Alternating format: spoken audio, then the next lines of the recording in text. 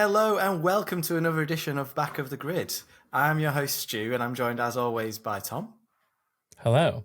And by Chris. Hello. By some miracle, we're joined by Chris. I don't know how it happened, but yeah, we've had a few issues getting into this episode, but they're all solved now and we're ready to go. So thank you to everyone in the Discord for sticking with us while we're sorting all that out. We are now having an episode of Back of the Grid. So let's get into it. Qualifying experiment is the first thing we've got on the list today. Thoughts, guys? Where are we at? What are we thinking? It wasn't as bad as I maybe expected it to be, but I also don't feel like it added anything. Like it was a fantastic qualifying session, which is the theme this year. But my overwhelming feeling coming out of it was, by the time we got to Q3, it was kind of normal service, everyone just out there on the soft tyres, which is generally what normally happens in Q3. And Q3 was fantastic. Yeah. So if that was still great when it was kind of normal, what did the tyre thing bring to the table? I don't really think it added anything. I think one thing that I noticed that it detracted was that had it not been wet on Friday, there would have probably been considerably less running. It sounded like a lot of the teams were planning on not going out as much as they normally would have because of having to reserve different allocations for qualifying because of the different format. So they were having to use a tyre in qualifying that they would have normally used for a practice session, and therefore didn't want to use it. And being able to use the intermediates and so on meant that actually got them out on track to do some running, because there were a lot of comments up and down the paddock that I heard of, we're kind of glad that it rained because the fans would have been sat watching nothing, basically. Yeah. And that was the concerns from the teams in the paddock. Not with the actual format itself, but the fact that the tyre allocation didn't seem to have been taken into consideration alongside the changes. Yeah.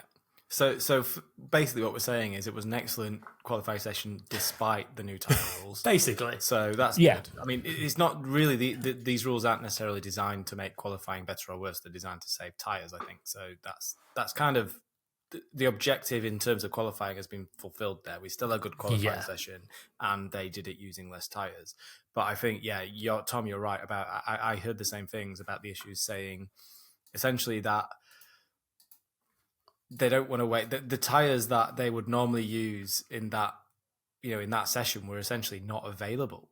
So they had to save the tyres so they'd have fresh tyres for qualifying. And we were lucky that it rained, I guess. But even then, there wasn't a crazy amount of running, I don't think. No. Like a friend of mine who's kind of a less nerdy, in-depth F1 fan than we are said to me, well, if they're going to be that specific about the tyres I can use in qualifying, why not just make it soft for every session?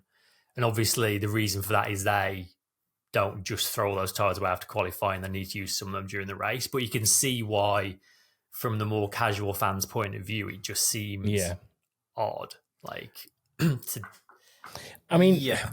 of the things that it did have a positive effect on, I think, was a team like Alfa Romeo. So Alfa Romeo, being where they were on the hard tyre in Q1, probably wouldn't have ended up qualifying where they did overall were it not for that rule, because they seem to be the one team that could truly switch that on and get instant pace out of it. And I think they were sort of, I guess, the biggest gainers of the forced tyre. So it did mix things up a little bit, but I think that the way qualifying's been of late, we still sort of see that ebb and flow at different tracks anyway, even without the confines of you must use this tyre in this session. So it didn't necessarily add to anything, I don't think, but it didn't detract during qualifying. It just detracted in other sessions, which overall means it's not the best idea to change it permanently. Yeah. Well, I guess it begs the question, what would happen if they did this, if they tried this during a sprint weekend? Right, because then there wouldn't be enough tyres to run the sprint race because there's too many sessions going on. And they already have less tyres on sprint weekends. which in itself is slightly bizarre. But that is straight. What they have less? Wait, what? They have less tires on a sprint because there's only one practice session, isn't there? Yeah, there's only the Friday practice. So they have less total tires. Yeah, Friday practice, isn't it? Okay, Friday I suppose morning. that makes sense because they're going to use less hard tires to do longer on it, less of the harder compound tires. It's just another way that they're messing with the one bit of the weekend that no one has any complaints about for the most part. Like qualifying is consistently fantastic. Just leave it alone. Just don't mess with it. It's posturing, isn't it? It's making changes so that they can say they're adapting, they're trying different things, when actually all they seem to be doing is changing the things that no one seems to want them to change. I also think that if they look at it as, well, Max wasn't on pole or a Red Bull wasn't on pole this weekend, so it must have worked, they are drawing completely the wrong conclusions, because that Merc was fast all the way through Saturday, and it was always looking a threat on Saturday. So it wouldn't have mattered what order they'd used the tyres, he would have still been in with that shot of that pole position for Lewis. Like, so to sort of say, well, that must be to do with the format, I think is a poor conclusion to draw. So I hope that no one at Formula One draws that conclusion. And it's not like Max has been smashing pole by a second every race anyway. Like, it's been really close all season. So this was on the cards regardless. Yeah. I mean, we've had multiple qualifying sessions that have had like the top 10 separated by like under a second, haven't we? Now. Yeah. So it's inevitable that the other teams, as they upgrade, are going to make that gap even closer at the top. And what was it? It was 800ths for Lando in third, was it? I think.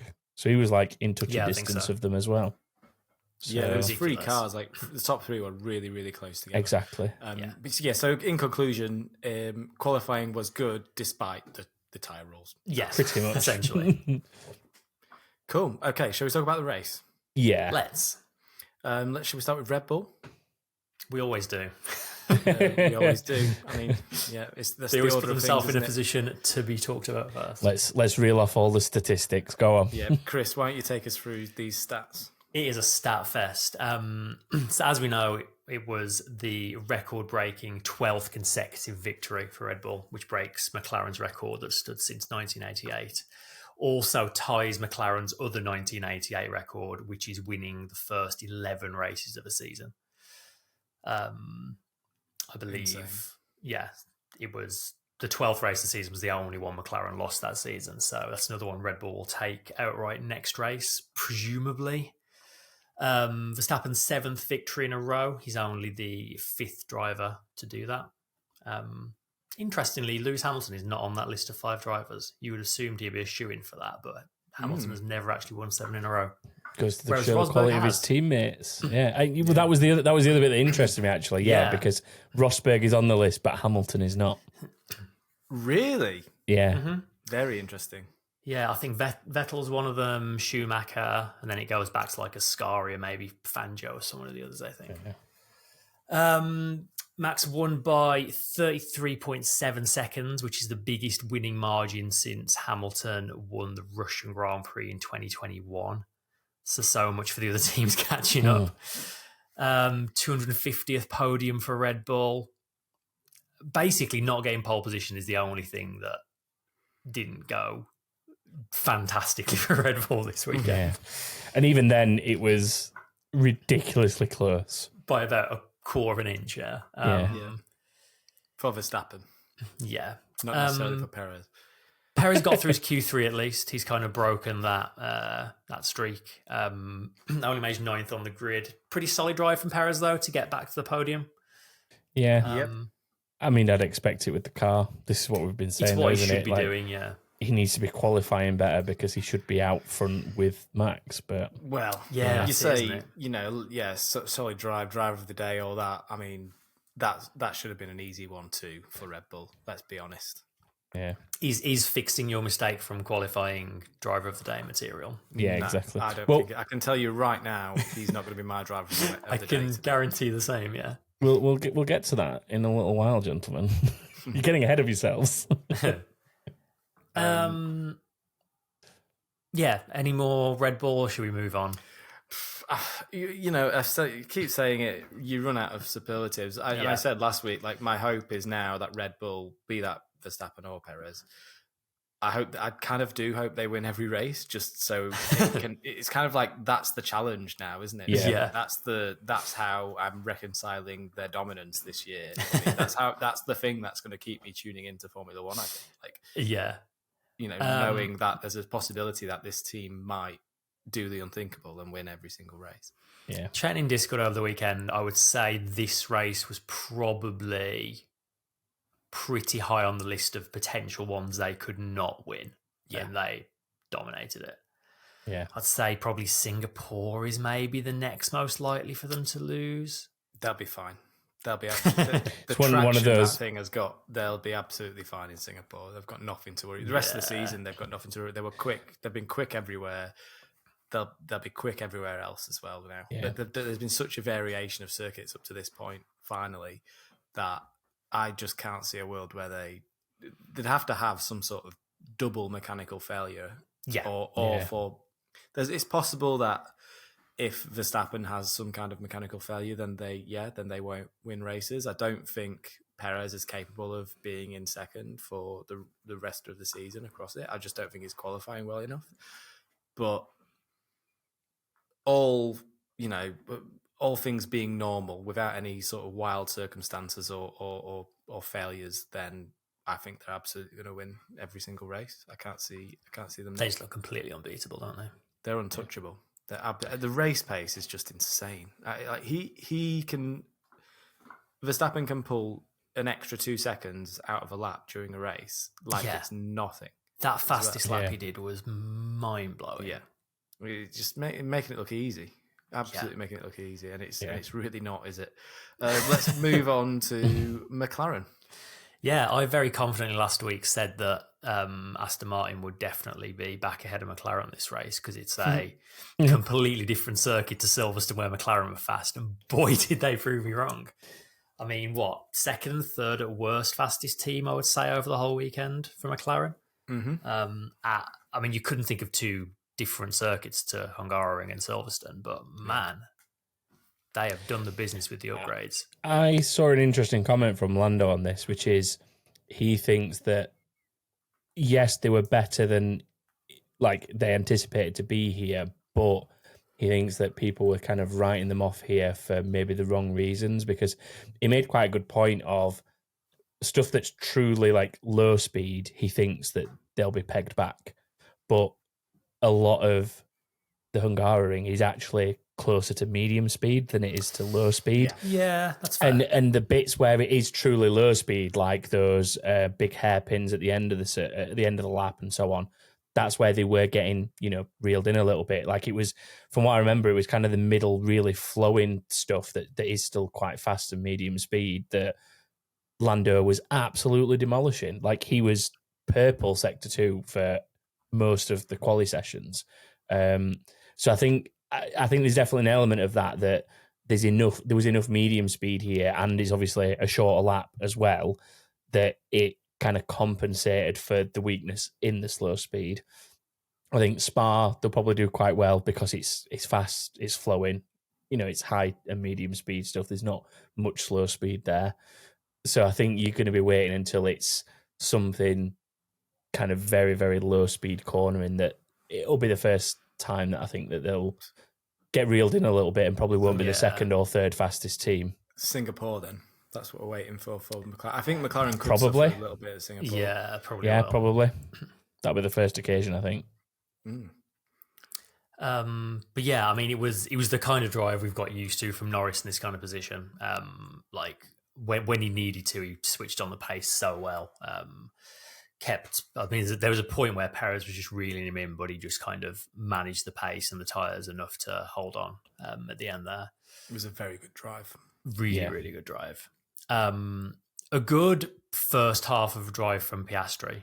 He sort of snuck his way into second at the start, which was really good. And his pace in the opening stint was really good.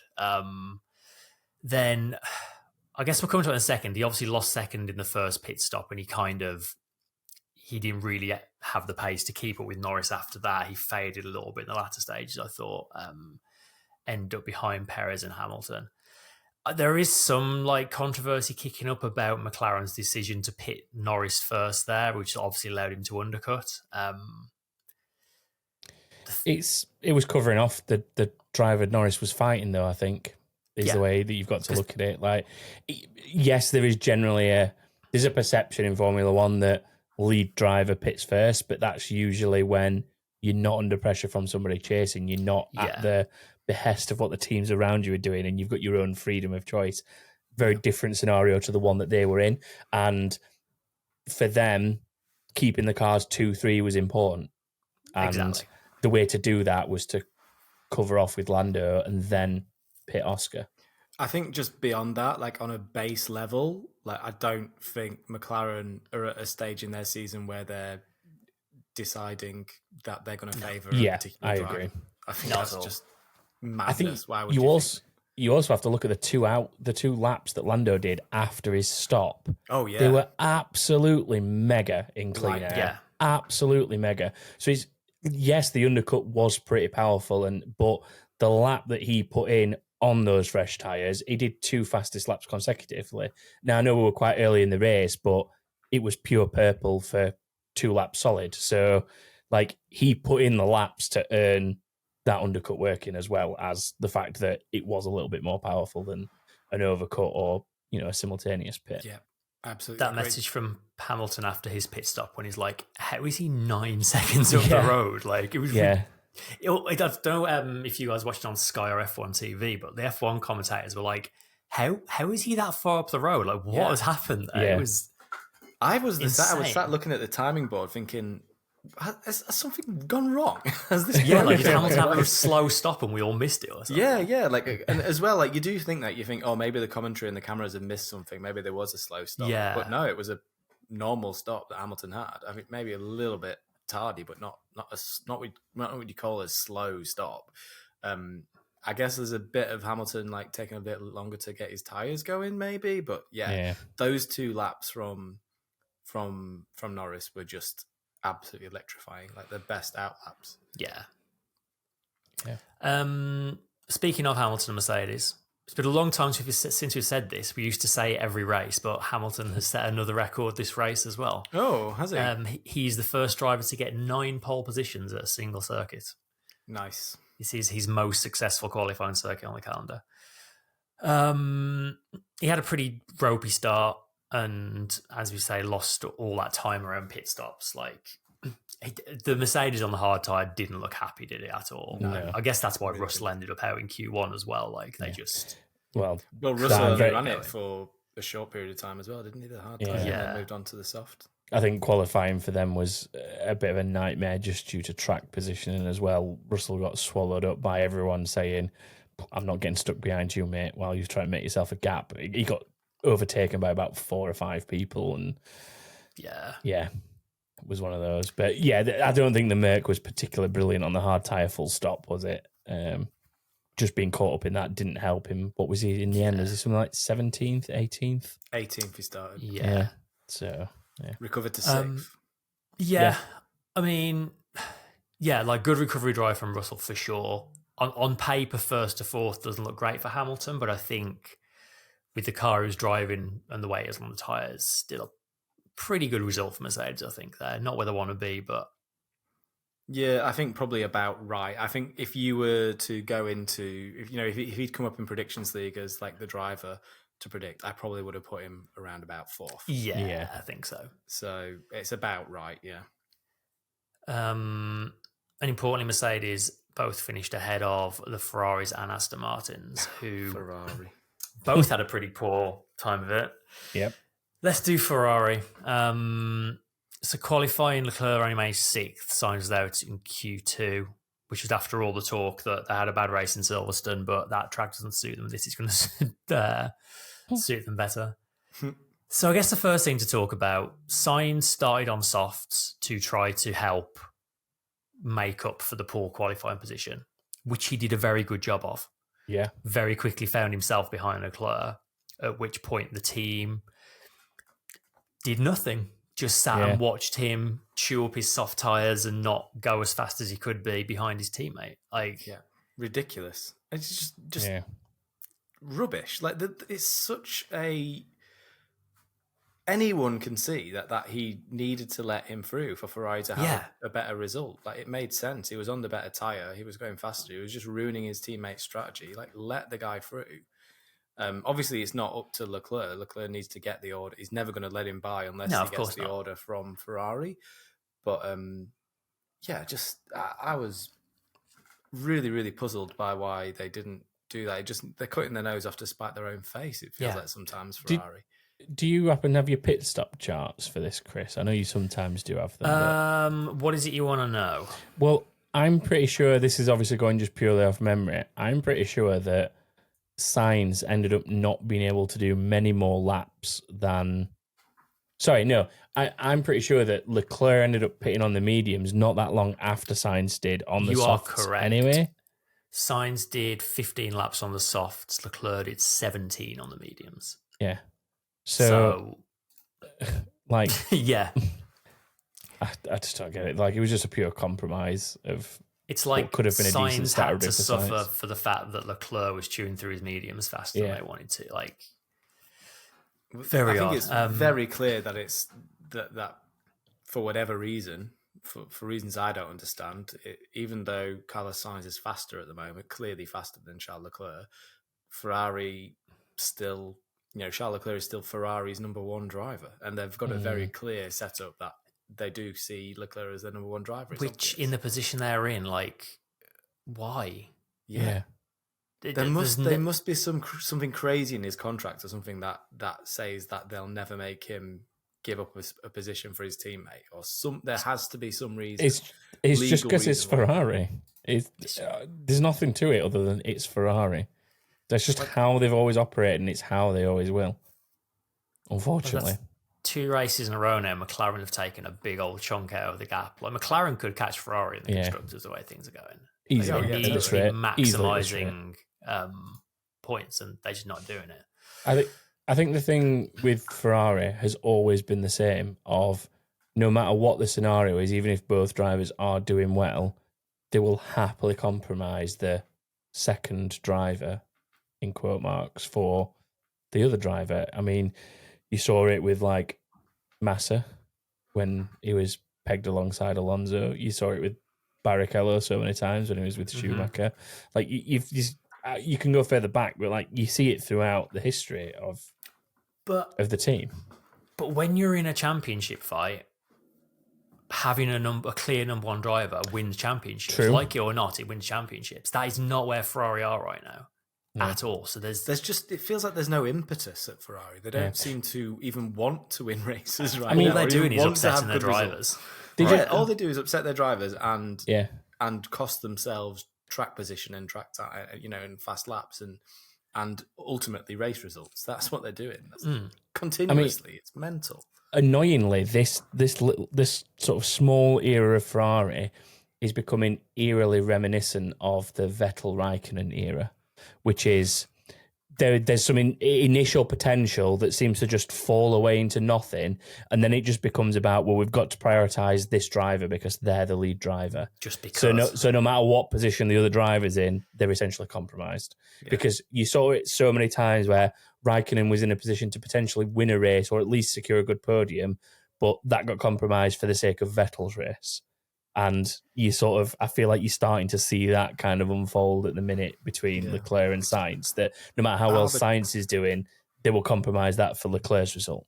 It's arbitrary, isn't it? Yeah. And arbitrarily costing themselves results. When you're not even challenging for a podium spot and you're finishing, 7th and 8th anyway, why would it matter if you're 7th and 8th one way or 7th and 8th the other way? At least you'd have given Sainz a shot at being somewhere better than that. Yeah. Exactly. Leclerc was never going to get a better result than what he got, but Sainz was likely to get a better result than and in the end, Leclerc got the penalty anyway. He got the speeding in the pit lane penalty, 5 seconds, didn't he? So Leclerc had a miserable afternoon. His radio wasn't working all day. His drink system wasn't working. He had a slow pit stop because a wheel gun broke, and he got a penalty for pit lane speeding. And then, for good measure, when it came to the final round of pit stops, Leclerc was behind Sainz, but they gave Leclerc first pit stop, which allowed him to undercut his way back in front. So Leclerc got to finish ahead of Sainz. It's just like, you finish 7th and 8th. You're always finishing 7th and 8th. Why convolute it so much? So much strange decision making still, and the drivers just seem more and more just annoyed every week. Like the mask is slipping more and more. Yeah, well, you hear him on the radio, like you hear Sainz talking about strategy decisions, race in, race out at the moment, talking about strategy, strategizing himself. You used to hear Alonso doing it at Ferrari. Yeah. You've heard Leclerc doing it. You've heard Leclerc actually getting really, really cheesed off with his engineers on the radio, and the engineers having to sort of calm him down and essentially tell him to shut up.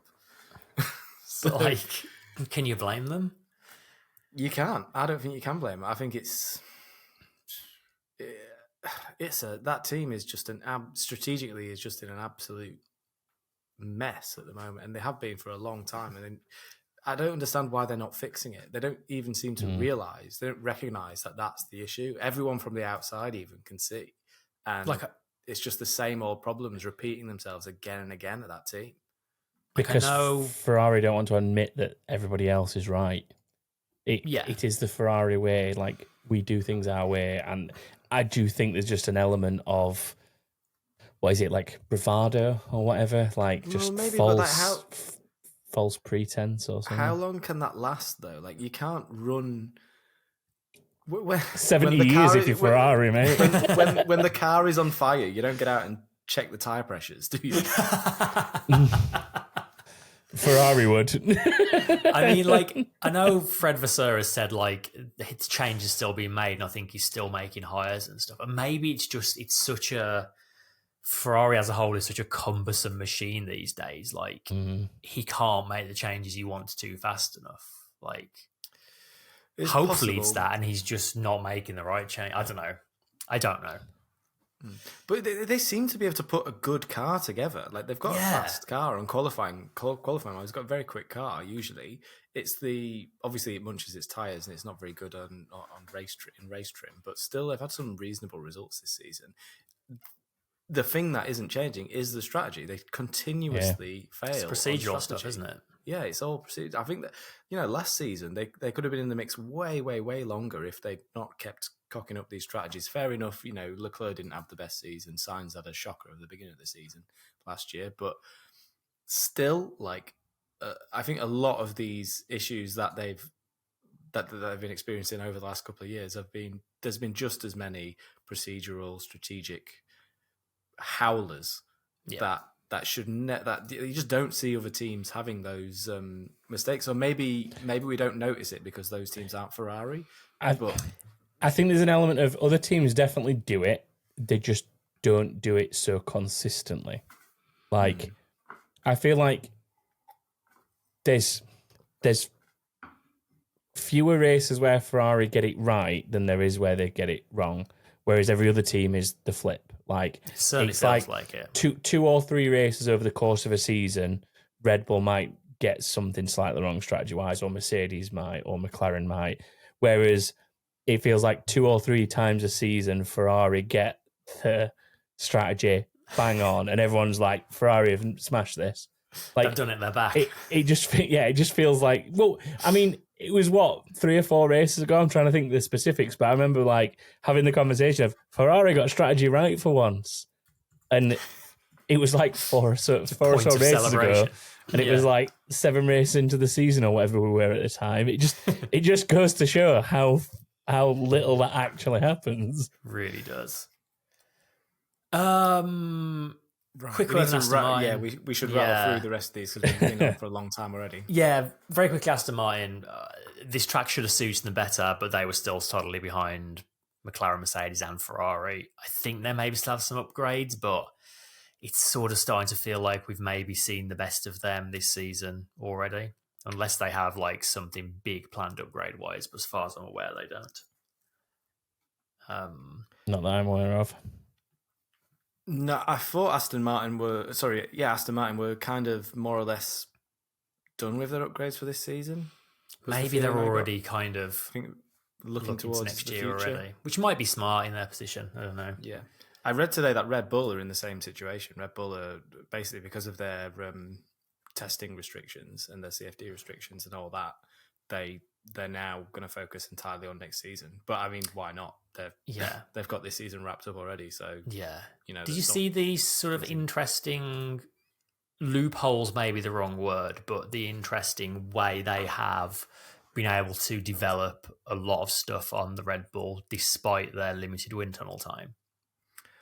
Oh, it's a cooling thing, isn't it? Yeah, parts that are specifically for cooling, you can do wind tunnel and CFD stuff on outside of the regulations, but there's a limit to what data you can collect. And because a lot of the upgrades they've done have been around the cooling system, although they haven't been able to literally have them in doing aero testing, there's still an amount of testing they can still glean data from. So they've kind of focused their developments in those kind of places, which is very smart.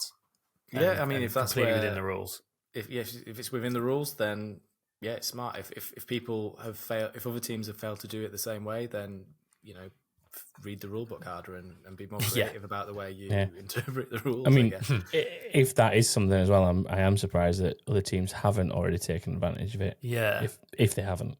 Well, the fact that no one's done a protest probably means that. Yeah, exactly. They're kind of aware of it. Yeah. Next one. Next, Alfa Romeo. As we already mentioned, I think amazing qualifying for them. Joe, the fastest Ferrari power driver on the grid. Amazing job to get fifth on the grid. The guy was like on cloud nine after that. It was so good to see. And then Bottas up in seventh as well. Unfortunately, all fell apart immediately on Sunday. They reckon Joe's car went into some kind of fail-safe mode off the grid. They said they still don't really understand exactly what happened to it, but the car kind of just went into like protect itself mode, which is why he just didn't move at the start. What, and then went into the back of someone? The driving into the back of Ricciardo was not to do with the I think car. that was all Joe. That was very much on him, yes. Yeah. But yeah, struggle for race pace, and they both finished outside the points. But I mean, you're going to struggle for race pace once you've shunted your front. Yeah, exactly. Yeah. Speaking of that incident, Alpine were the real losers of it. Both of them caught up in that incident pretty much through no fault of their own. Second double retirement for them in a row. I went and had a look because I thought it's been a while since they've been in the points. In the last 5 races, they've only scored 6 points as a team. McLaren have extended the gap to 40 points ahead of them now. That is rough for Alpine. Really rough times at Alpine. And people were saying what a great car they had during testing. I know. Remember those days seem a long time ago now, don't they? Yeah. To be fair, even Friday this weekend, they were up there in free practice 1. It actually looked like they might have a bit of pace, and then come qualifying, it was just gone. I guess maybe the tyre situation caught them out, but regardless. Let's talk about AlphaTauri, which I think is the team that most people were paying attention to this weekend for the first time ever. Before we get into this, I'm going to say straight away, last week we predicted where Ricciardo was going to finish. Do you remember? I do remember. Do you remember what you said? I feel like we both said a few places outside the points. I can't remember specifically where we said. I said 13th. It felt about right. I feel like I went one either side. You were one either. I think you were either 12th or 14th. Yeah. So we were more or less on the money there. I'm pleased about that. Ricciardo going to Q2. Going to Q2 in his first qualifying back. I mean, it shows how close qualifying was, that he was only 100th ahead of Tsunoda, and that was the difference between getting into Q2 and not. It is worth noting that the team brought some upgrades. They had a new front wing and nose, which they reckon was worth a tenth and a half. But Tsunoda damaged the only one he had in practice 1. So Tsunoda was actually running the rest of the weekend with the old spec front wing, which, you have to take into account with the times between the two drivers, but also he broke his new wing and Ricciardo didn't. So there's also stuff to be gleaned from that. Yeah. Ricciardo then obviously got driven into turn 1. Pretty minor damage he picked up, but it dropped him to last. Got stuck behind Sargent for the whole first stint. went through the first pit stop phase and basically was stuck in the same place after he switched to hards. And then he only did 11 laps on hard. And Ricciardo himself made the call to pit again, basically saying, I'm going to be much better in clean air on mediums than I am just being stuck here behind someone on hards that I can't pass. He also could see that Verstappen and the leaders were coming through to lap him, which obviously getting lapped always costs you time. Yeah. So he made the call, switched to mediums. He took those mediums 40 laps to the end. And the way he balanced pace with keeping those tyres going was actually very impressive. It was a really, really good stint. He jumped Tsunoda, Hulkenberg and Joe in the pit stops and then passed Magnussen on track. And he was actually sort of catching who finished ahead of him. It was like Bottas and Albon. He was catching them towards the end. 13th, as we say, in the end. Pretty good first drive back, I would say. Yeah, I think there's an argument for what an experienced head behind the wheel can achieve there as well. Just, the experience to make that call of, look, give me the other tyre, I can make it last in clean air. I will. Effectively, it's a very long-winded undercut, isn't it? That is what it is. Make the pace in clean air so that when everybody else pits, you essentially jump them. I think that it shows that his mind's still 100% like where it needs to be for the strategic side of things. And I think having someone like that behind the wheel for AlphaTauri will help make a difference, because that experience can go to making the difference between 17th and 13th in this kind of scenario. And all that takes is for it to be for a couple of positions more or whatever, and suddenly you're talking points, which is few and far between for them, it feels, at the minute. So, yeah, definitely could make a big difference. Not much to add to that. Very, very, very good performance from Ricciardo. Vindication, I think, for everyone at Red Bull who was involved in that decision. I think so. I don't imagine, as much as harsh as it was getting rid of De Vries, I don't see De Vries having the same result this weekend. I just can't see it. If you think of most of the alternative drivers that could be in that seat, like the way he made that call himself and managed that last stint, I don't think a lot of the other options would have done that. So exactly, yeah. So mighty performance from Ricciardo. Bodes well. Hopefully can keep it up and get himself in that Red Bull seat next year. The last couple of teams, really quickly. Williams, this track wasn't supposed to suit their car at all. They didn't get any points, but still looks better than expected, I would say. Albon finished just outside the points in 11th. Respectable. Yeah. For a brief moment, he thought he was 10th, bless him. He's been interviewed in the press pen afterwards, and he said, to finish 10th is really good for us. And someone corrected him at 11th, and he went, well, 11th, at least finished ahead of the likes of Haas and so who also weren't scoring points. But poor kid. Speaking of Haas, it was the same story as every race. Hulkenberg qualified really well, and then they went backwards. Yeah, because that's all they ever do. Is go backwards. Yeah, and that's it. That's all the things. That's it. That's everyone. That's all the teams. Driver of the day, folks. Who are we having? It's a difficult one. I think there's a few good drives now. I think Ricciardo's a good drive. I think Russell's a good drive. I think Norris is a very good drive. Those are my 3 picks, I would say, right now to choose from. I think Norris is the standout for me. I mean, I was always picking Norris. I'm sat here in a McLaren shirt. I know you've already. I've already made my camp known. So Norris gets the popular vote. I think in honourable mention to George Russell. I think getting starting in 18th and moving forward the way he did. Yeah. To finish 6th is a hell of a performance. I will refer you, though, back to previous comments of having a good drive to just correct a poor qualifying is not necessarily driver of the day worthy. Of course, you're talking about the Perez comments that were made. Just saying. But the difference there is Perez is in by far and away the fastest car on the grid. I agree there. So yeah, that'll be my defence for that one. It was more banter satire kind of comment. Well, don't. Move of the day. Were there many? Were there any? There was. who went anything around the outside of turn 2? Sort of. There was what was that? There was Norris round the outside of Hamilton. Yeah. At 2.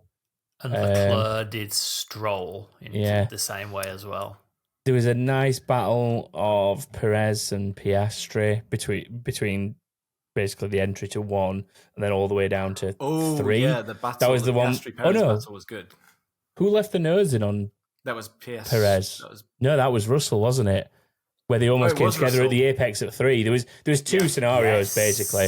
There was a Piastri one where Piastri got pushed a little wide and kicked up some dirt, and then the team were like, "Did he leave you enough room?" And Piastri was just like, "Well, I suppose he pushed me a little bit." Like the team were pushing for a review, and Piastri just didn't care, which I found quite funny. But yeah, there was a few good battles through that sector of track basically.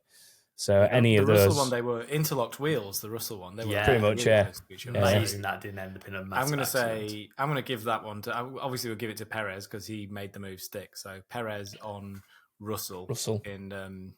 in circumstances that were not made.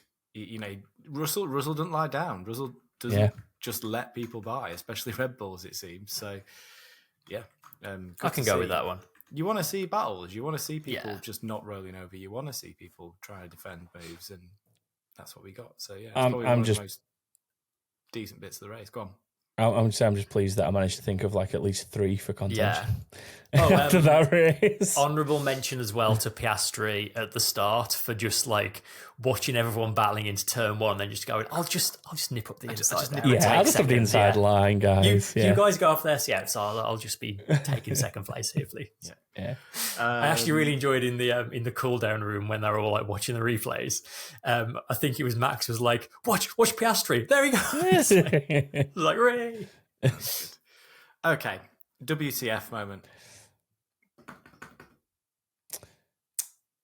I'm struggling for anything that was really, truly made me WTF, I think, this week, which is surprising. Oh, it's just popped up in the Discord. It has to be up there. Norris smashing the first place trophy, actually. Well, he didn't strictly actually do that. What happened was he hit his champagne bottle on the podium, and then the impact of it hitting the podium made the trophy jump up in the air and then fall onto the ground and break into many pieces. Modify that one ever so slightly?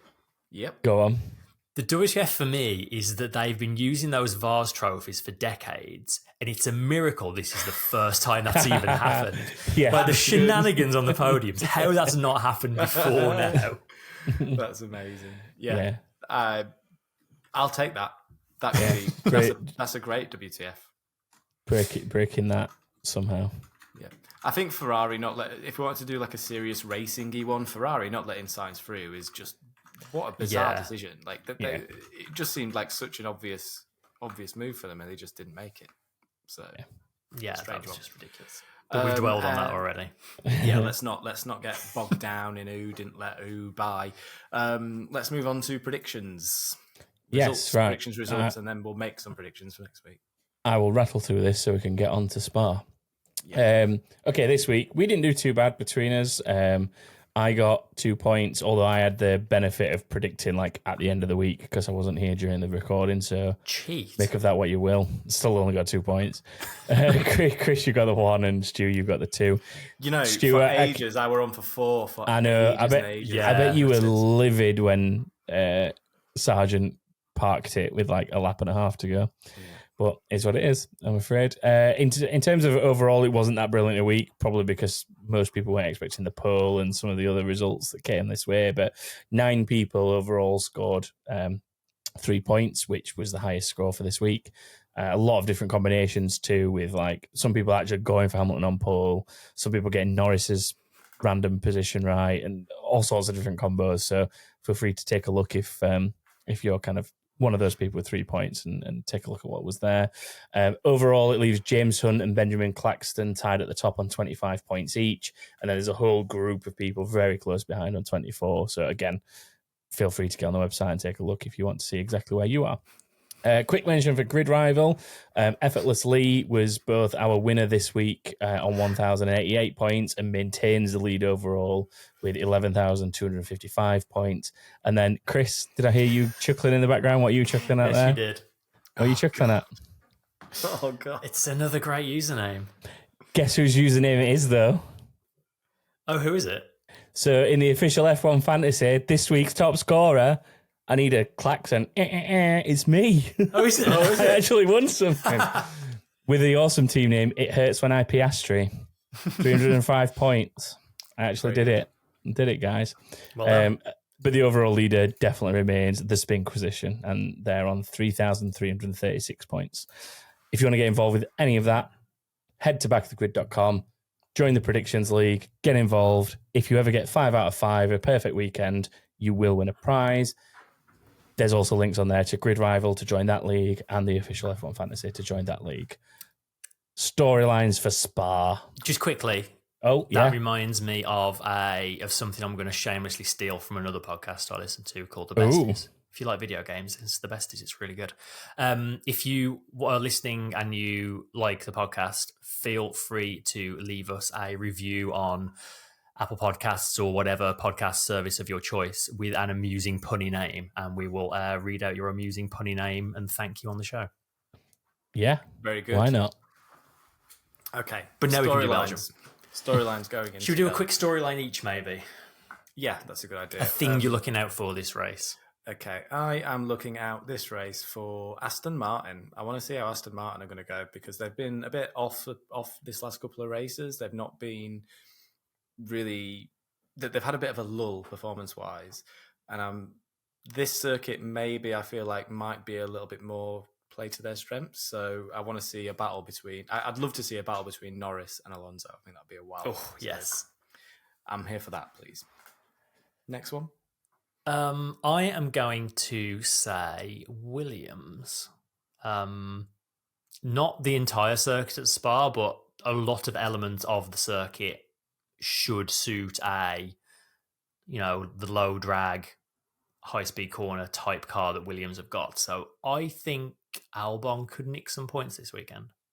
Nice. And I'm going to stick with the old faithful McLaren. Because as I alluded to earlier, I think this is another circuit that is going to suit them massively with this new car. And with how close Norris was in qualifying in Hungary, I really want to see him challenging for the front row again. And Piastri for a rookie is absolutely smashing it. So he really is. I can genuinely see the two of them causing someone like Perez, who should in theory be second place, a heap of trouble and... Mm-hmm. Looking at potentially sneaking a double podium. Sneaky fiver somewhere on Piastri getting a podium.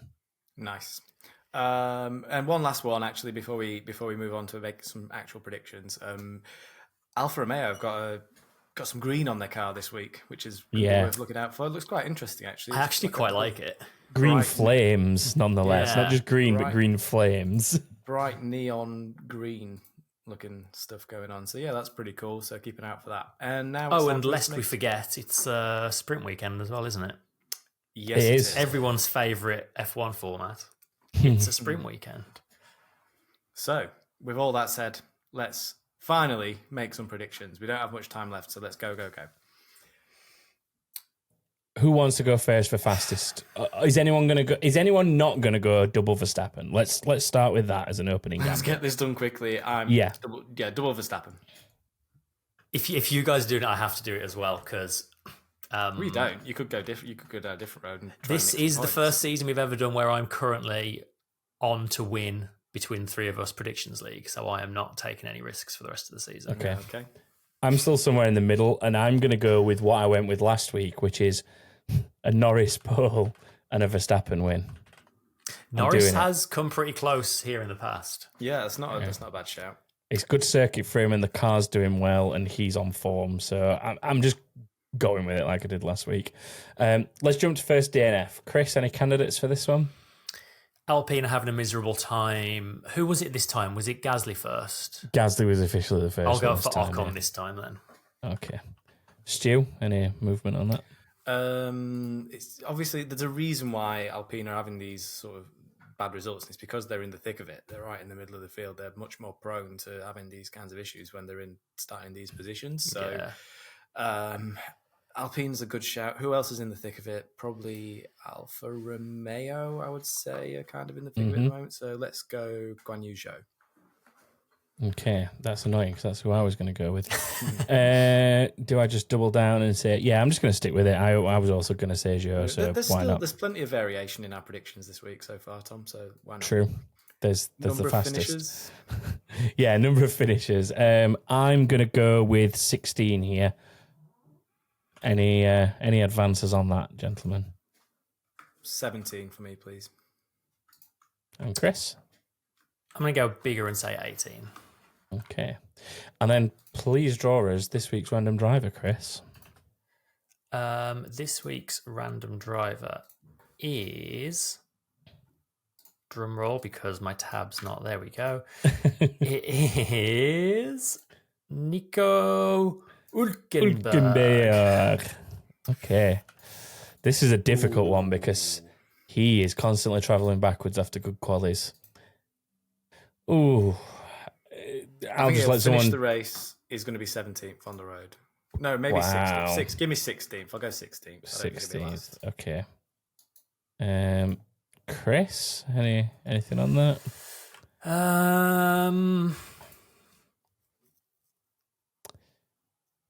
That feels about right. How many finishes did I say? 18.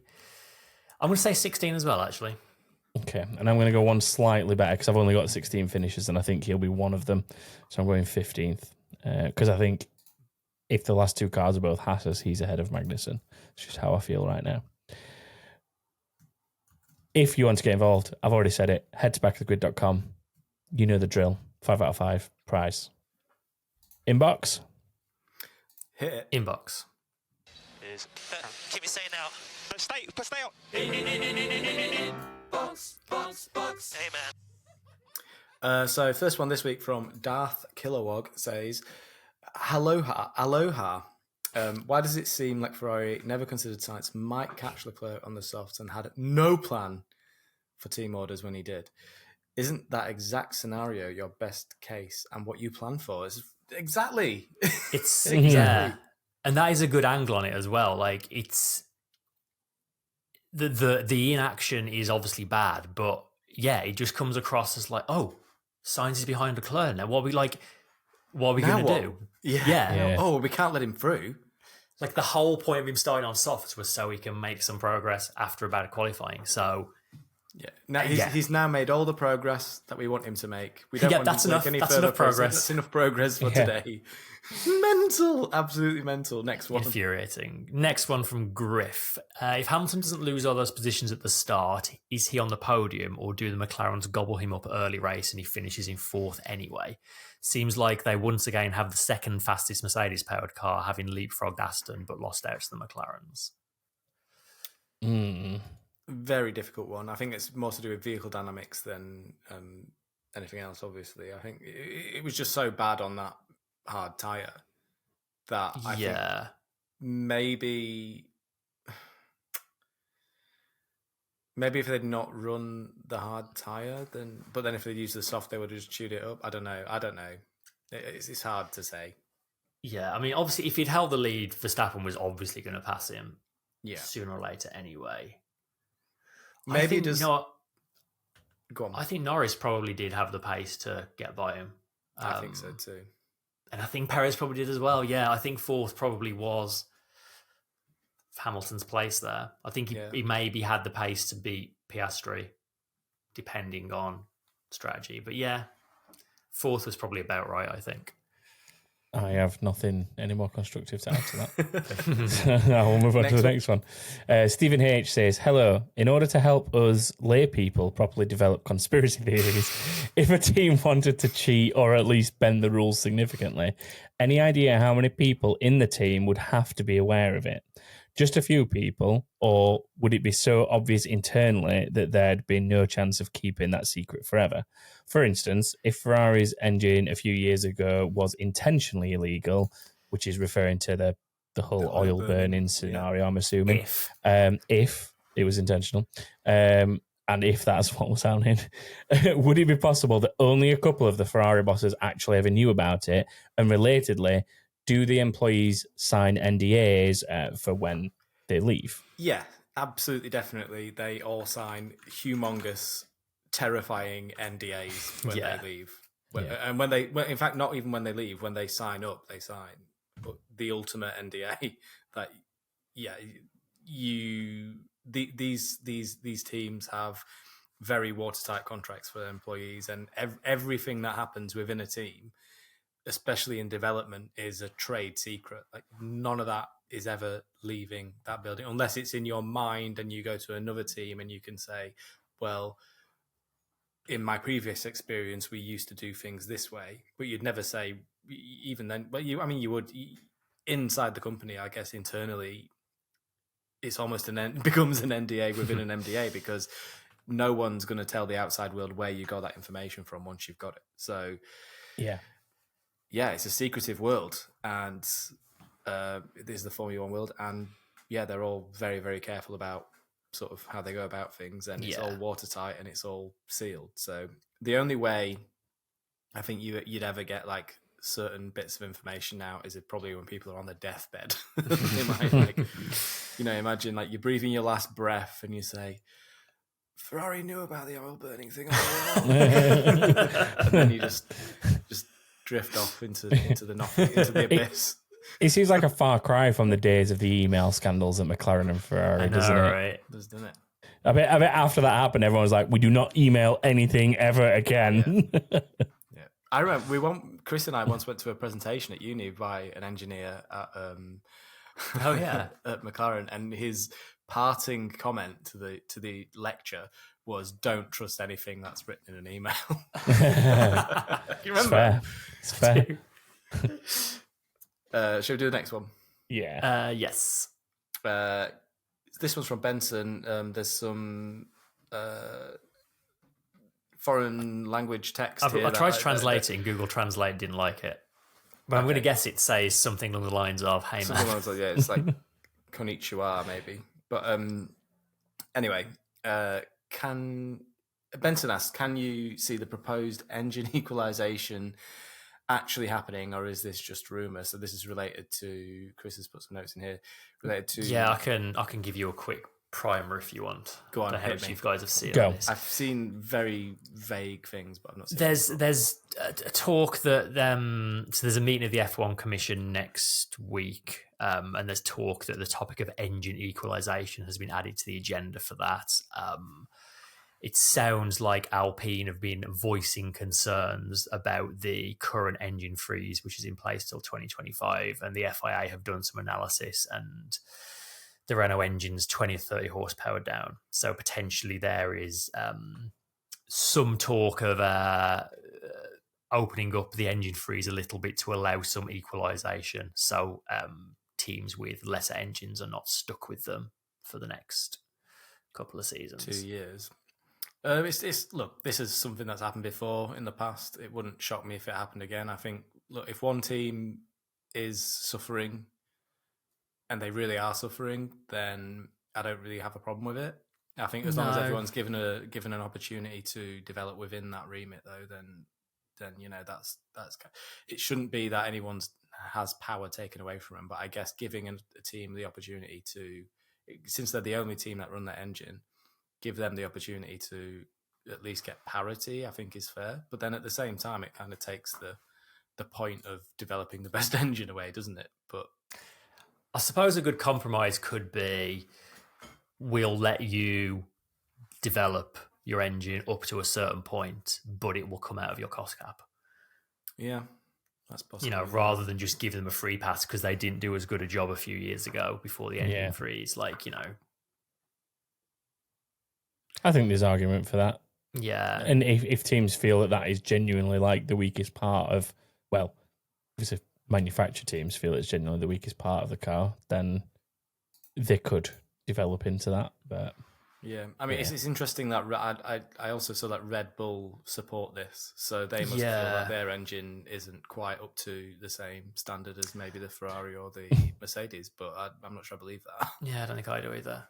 Or maybe it's just a false a false perception that they're like, yeah, we support this, guys. You go to deal with this. Like we've already got aero on lock. Like we don't care what you do with your engine. I mean, they know that they're at a point of diminishing returns anyway. It's a phrase we use a lot here, but I think they realise that engine parity is very close as it is, and the teams that aren't quite on that level yet, getting to it is not going to make enough of a difference to destroy the chances of a team that's got like a really good aero setup, like what McLaren appear to now have for a lot of circuits, what Red Bull have had all season, what Mercedes are working towards. Like it, do you know what I mean? There's only so much that extra 20 or 30 horsepower is going to do, and if you've got a draggy car in the first place, it's not going to make that much difference. So I can totally see why Red Bull would be, go ahead, guys, like get that extra 20 horsepower because it ain't going to make enough of a difference. Well, this is it. This is the and as well, like these engines, these are not sort of rally car 400-500 horsepower engines. We're talking quadruple figures of engine power here. These are 1,200 potentially horsepower in full qualifying mode. So 20 or 30 horsepower out of that is a very, very, very small difference.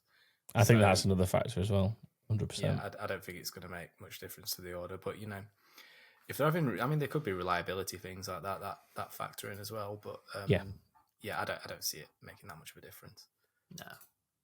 Famous last words. Season. Alpine win the championship because they've got a mighty engine. Do you know what? I'd be more than happy to be completely wrong about what we've just said there. Like, that's what I expect, but to be completely wrong about it, I'd be absolutely delighted because it'd mean that there's a shake-up in the order. Yep. And that, I feel like, is a good place to leave it for this week. So you can please hit the subscribe button. If you've got this far, you must like us. So please hit the subscribe button. It'd be a real honour and a privilege for us to be in your subscriber list. You can find us on all of the social media areas, including the new Threads, and now on X, which apparently is what, as of today, Twitter is called, which is gross. Yeah. But apparently that's the thing. Where else are we? You can join the Predictions League. And as always, it's always a good idea to join the Predictions League because if you get 5 out of 5, you will win a prize. And become a patron. If you really, really like us, join the patron, and then that'll get you a ticket into the Discord where you can interact with us live and listen to all the technical issues we have at the start of shows. An hour to sort out. And that's it for this week. So on that note, I'll say goodbye. So see you guys. Bye, everyone. Bye.